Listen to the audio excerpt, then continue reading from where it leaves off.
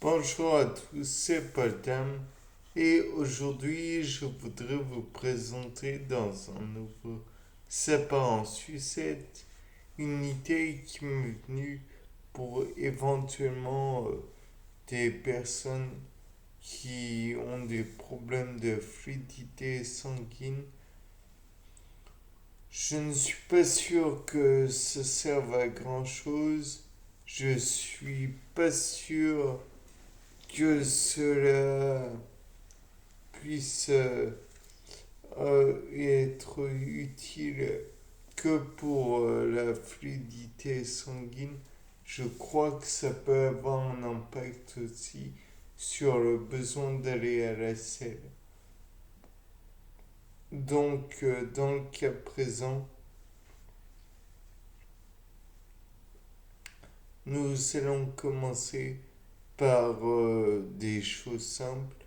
On va mettre le gène de l'héparine synthase dans un plasmide. Mais pour ça, il faut RPOG, à savoir un répresseur, un promoteur, un opérateur et le fameux gène de l'héparine synthase.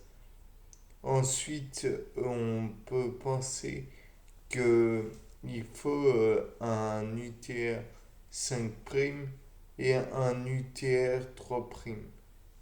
Donc l'UTR 5', on va le placer sur le comment le juste au promoteur. Et donc ensuite, on va dire, il y a une ligne de départ, très bien, mais y aurait-il une ligne d'arrivée? Et donc l'UTR 3' va être placé après les gènes. De là, on peut se dire très bien, on a réussi à faire un plasmide. Oui, mais on va aussi, parce que nous ne sommes pas des gros nuls, entre guillemets. Enfin, pour certains, peut-être pas pour d'autres. Je ne sais pas comment vous vous voyez. Estimez-vous. L'estime de soi est très importante. Donc, ensuite, on va mettre un promoteur et un gène pour la fluorescence. Disons un gène. Un gène. Et en fait, on va déplacer le l'UTR 3' après ce gène pour la fluorescence. Ça nous marquera le fait que le répresseur, le promoteur a aussi, comment dire, fait son office en matière de lutter ah mince, l'épargne synthèse. Si il passe dessus, c'est que le gène de l'épargne synthèse n'était pas endommagé. Donc de là, on peut envisager le fait que le plasmide est fait. C'est très bien. Maintenant, on doit le mettre dans une cellule comme Saccharomyces cerevisiae, donc la levure de bière que l'on apprécie beaucoup en biologie. Pour cela, on va soit mitrailler entre guillemets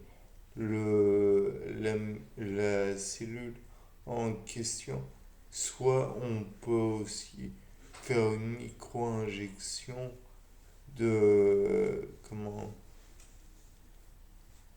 de la cellule avec le plasmide, ce qui demande beaucoup de temps. Soit on peut aussi faire déstabiliser comment dire, la membrane externe, par exemple en la soumettant à des ultrasons ou à des détergents qui vont déstabiliser ponctuellement la, la cellule et qui vont permettre, après un rinçage, de revenir à un état précédent. De là, on peut se dire, génial, on a réussi à faire entrer le plasmide dans la cellule. Mais le fait est que peut-être serait-il intéressant de, de,